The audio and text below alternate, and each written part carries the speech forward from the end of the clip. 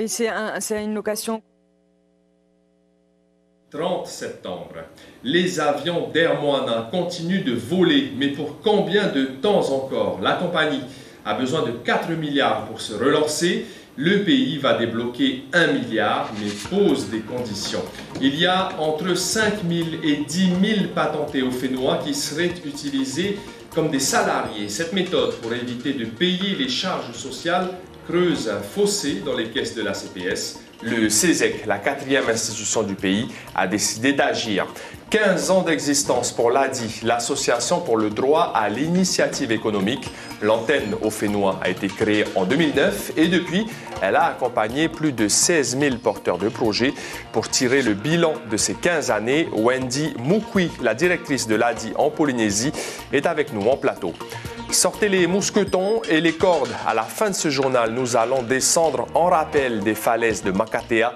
La Makatea Vertical Adventure, c'était il y a quelques jours. Sensation forte garantie.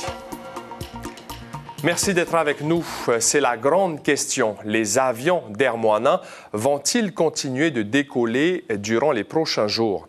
La compagnie concurrente d'Air Tahiti, lancée il y a à peine 1 an et demi, est menacée de fermeture. Elle a besoin de 4 milliards pour espérer se relancer. Le pays est prêt à débloquer 1 milliard de francs, mais il a posé plusieurs conditions suspensives et demande avant tout l'engagement des actionnaires. Cybèle Plichard, Mirko Vanfou. Un coup de bluff dans une partie de poker. C'est à quoi ressemble aujourd'hui le courrier du PDG d'Air Moana. Nous sommes bien le 30 septembre et pourtant les 4 vols au départ de Tahiti FAA sont maintenus. J'aimerais aller à Raiatea dans 3 semaines. Est-ce que tu as des vols de disponibles? Même si j'ai envie de partir en décembre, ça sera possible, donc tout est maintenu. Voilà, donc tous les plannings de vol sont toujours maintenus pour le moment jusqu'à preuve du contraire. Sans aide financière immédiate, Olivier Jambréau menaçait pourtant de tout arrêter aujourd'hui.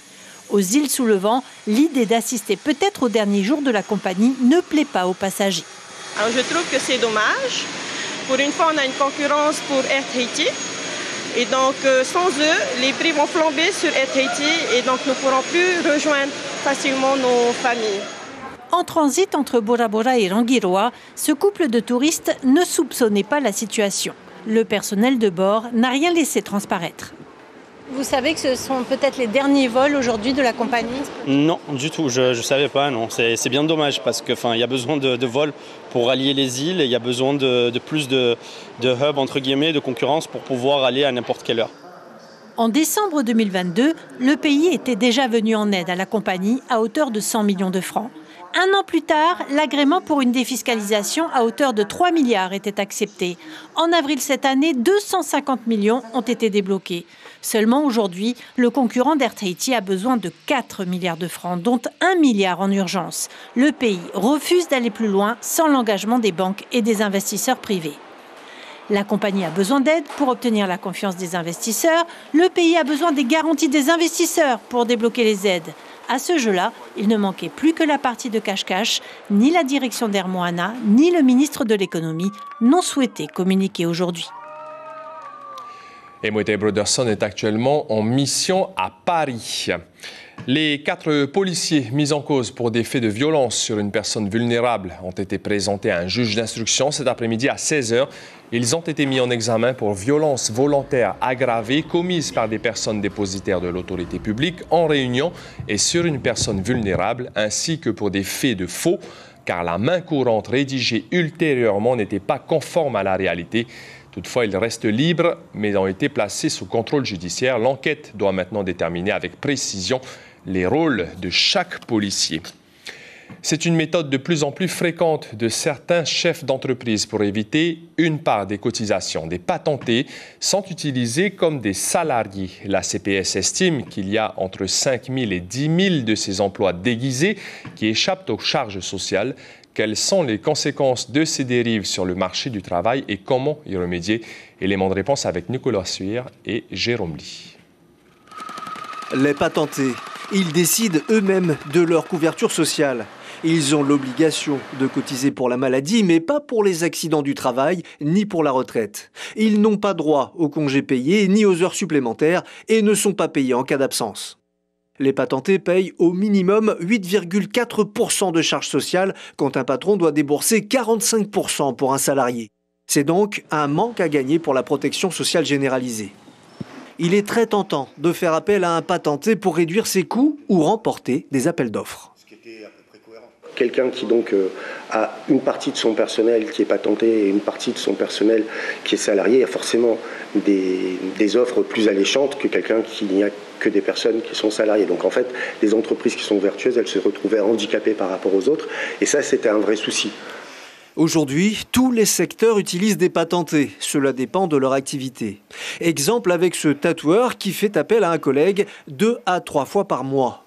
La semaine dernière, j'ai dû faire appel à un collègue vendredi parce que vraiment j'avais un trop gros pic d'activité, mais ça reste vraiment aléatoire, c'est selon la demande du marché. Les patentés sont environ 30 000 en 2023. La CPS estime que 5 à 10 000 d'entre eux seraient employés comme des salariés, ce qui est illégal.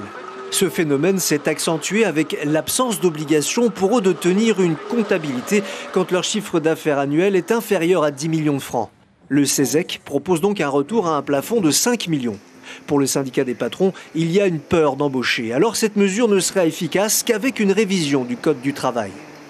Donc nous, ce qu'on demande, c'est que pendant cette période où la personne entre en CDI et pendant 3 ans, donc ça fera 2 ans de CDD et 3 ans de CDI, cette personne puisse s'en séparer en cas de litige en plafonnant des indemnités de licenciement, comme c'est le cas en France, et éviter à ce qu'on entre dans des procédures lourdes et coûteuses.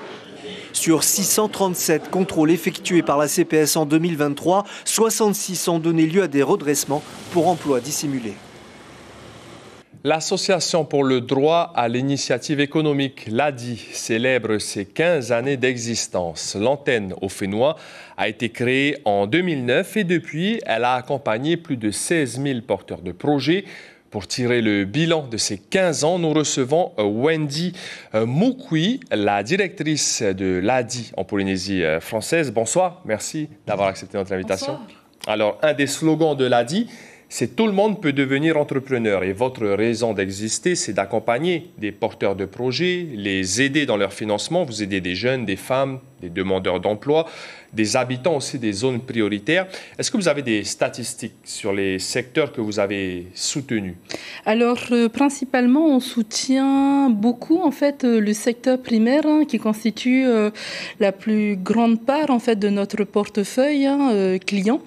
Et on s'aperçoit également qu'il y a une envie, en fait, d'entreprendre de la part des Polynésiens.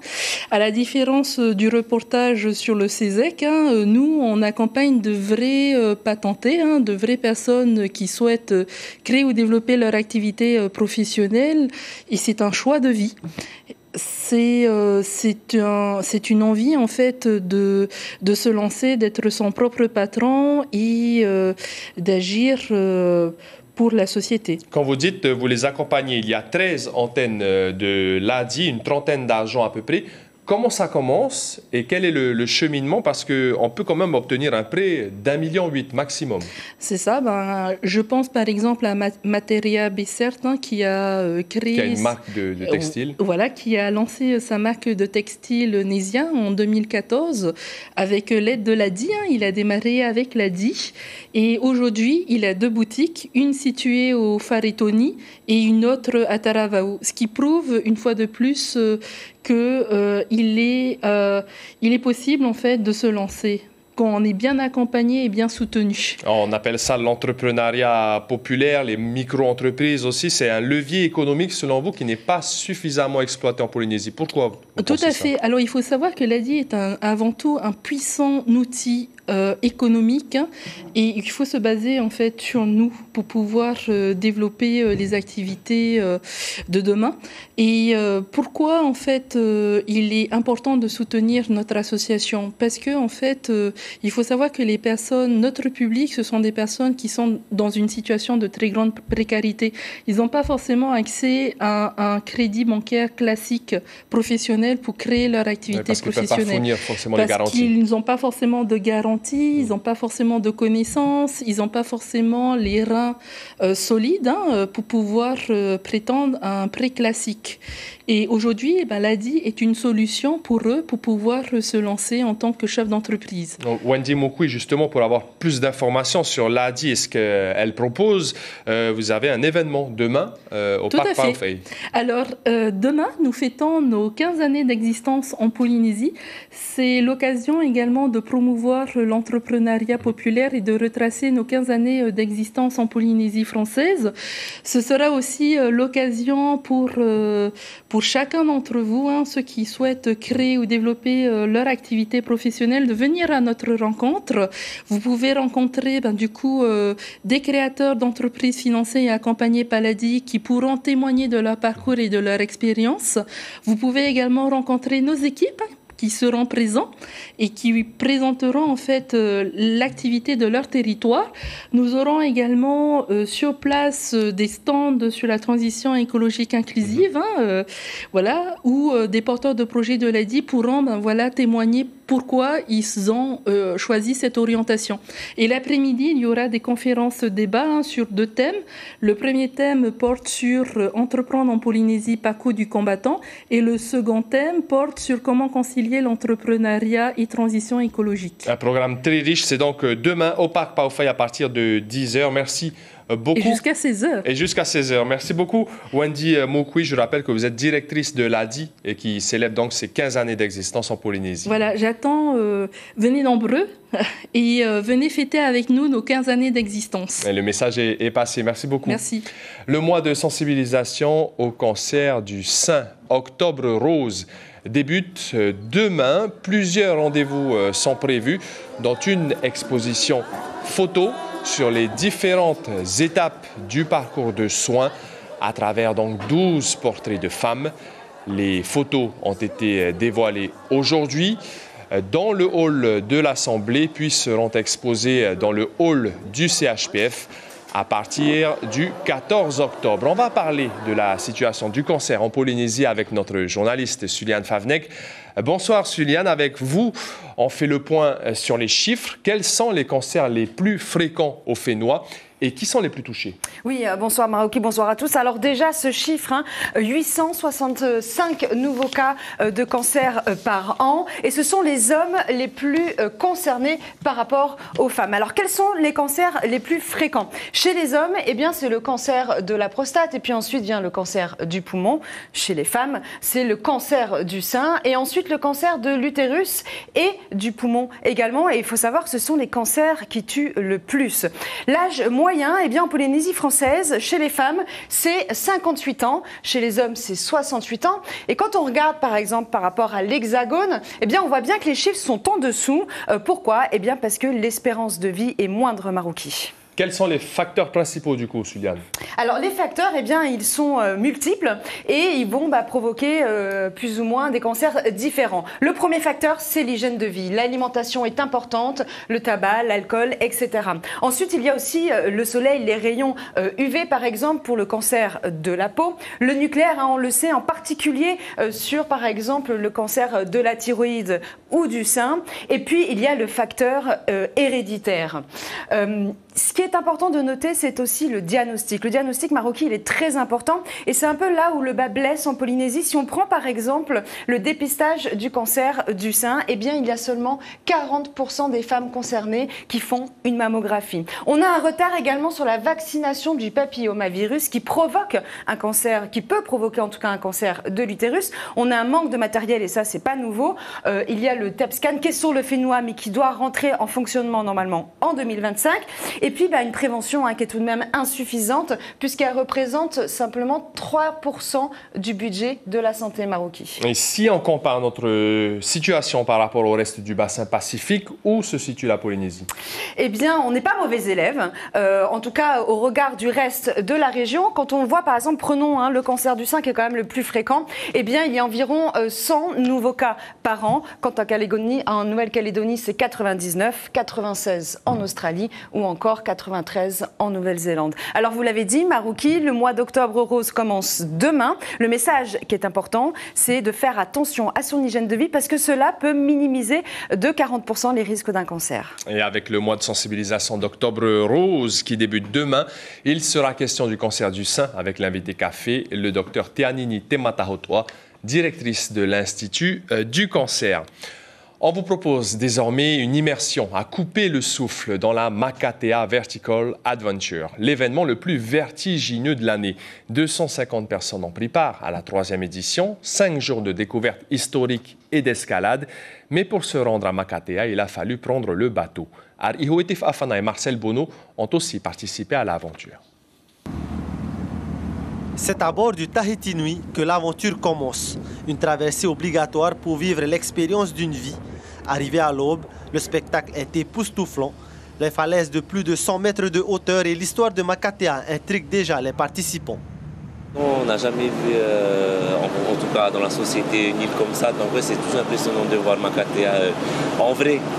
On avait quand même vu des petits reportages, mais j'ai voulu exprès ne pas trop m'intéresser pour vivre vraiment l'aspect découverte. C'est très joli. Les enfants se posent la question de savoir pourquoi cette île elle est comme ça, tu vois, pourquoi elle est toute seule, perdue et levée. Entre le légendaire et le scientifique, chacun a sa réponse. Makatea. Durant 5 jours, ils découvrent l'histoire de l'atoll, 60 ans d'extraction minière, 50 ans d'oubli, mais surtout de l'escalade rendue possible grâce à la haute résistance de ces falaises en roche calcaire, une première pour la majorité d'entre eux. Voilà. En fait, toi, tu types comme ça. Ah, okay. Voilà, pas tirer comme ça. Tu tires vers le haut, tu le baisses, tu récupères et tu ramènes ta main droite. Okay. Et toujours la main gauche, elle se balade là, ici, sur cette corde. Au niveau de ton genou, là, tu as un bon pas. C'est ça. Allonge bien. C'est comme un binôme en chasse sous-marine. Hein. Lui, il est là déjà pour assurer ton ascension. Et après, juste derrière, faut faire descendre le grimpeur. Donc oui, lui, c'est lui qui gère la vitesse de descente. L'assureur, ça reste quelqu'un en qui il vaudrait mieux avoir confiance. Ouais, t'es arrivé, touche la chaîne. Yes. Bon, j'avoue que c'était un peu stressant parce que voilà, si je la lâche, je tombe. Et heureusement, on a des encadrants qui sont là pour bien nous aider. Donc, du coup, ça s'est bien passé. Sous la surveillance d'une quinzaine de spécialistes des interventions en hauteur, chacun repousse ses limites en toute sécurité. Sur cette falaise haute de 80 mètres, 2 descentes sont possibles, en rappel ou en tyrolienne. Donc on a une bonne descente en piqué, 2 côtes de 200 mètres qui servent à ralentir les participants sur cette tyrolienne parce qu'on n'a pas de point assez haut à l'opposé pour que ça puisse se freiner naturellement. La hauteur, c'est pas mon fort, quoi. Je suis plus sur l'eau. Ça va, t'as pas trop peur? Non. Tu appréhendes pas la descente? Un peu, mais bon, ça va. Pas le montrer. Allez, on y va, en douceur et en avant. L'escalade est bel et bien lancée à Makatea. Ça brûle mes mains. L'extraction de phosphate, elle, n'est plus qu'une histoire passée, une histoire conservée dans des bouteilles en verre, en guise de souvenir. L'information principale de ce lundi 30 septembre, l'avenir d'Air Moana est nuageux et le milliard de subventions du pays est clairement insuffisant pour subvenir aux besoins réels de la compagnie, près de 4 milliards.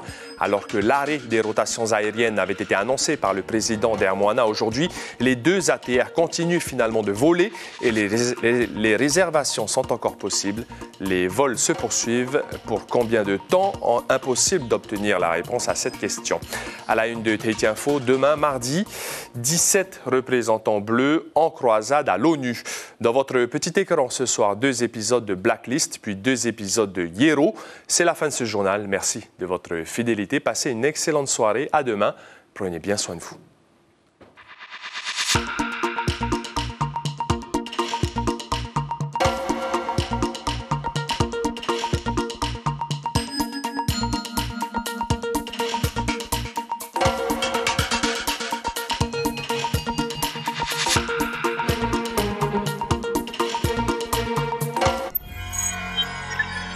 Retrouvez ce programme en replay sur notre site internet.